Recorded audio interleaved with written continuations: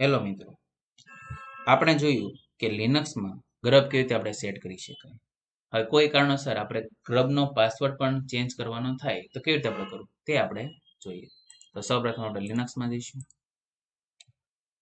અને આપણે કોમ્પ્યુટરને સ્ટાર્ટ કરીશું.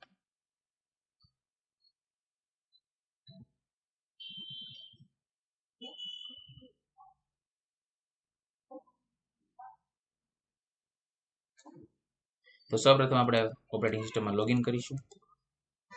ગ્રબનો પાસવર્ડ રિમૂવ કરવા માટે પહેલા આપણે કોમ્પ્યુટરમાં લોગિન થવું જરૂરી છે.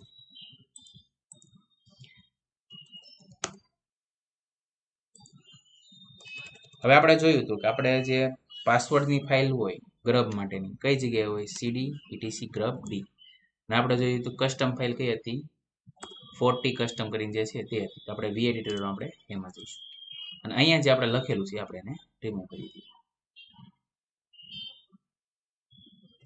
ઇન્સર્ટ મોડમાં જઈને આપણે શું કરીશું રિમૂવ કરીશું.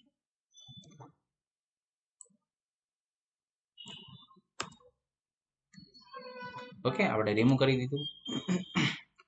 હવે આપણે બહાર નીકળી જઈશું wq forceful અને હવે આપણે ગ્રબને આપણે અપડેટ કરી દઈએ. ગ્રબ mk config -o boot grub અને grub config. ઓકે, અને આપણે અહીં કરી દઈશું ઇનિશિયલાઇઝેશન 6 મતલબ રીબૂટ. હવે જે આપણે અહીંયા ગ્રબમાં જે પાસવર્ડ સેટ કર્યો હતો એ પાસવર્ડ આપણે અહીંયા નીકળી જશે અને હવે આપણે ડાયરેક્ટ આપણે રન કરી શકીએ છીએ. આ વિડીયોમાં આપણે એટલું જ રાખીશું. Thank you.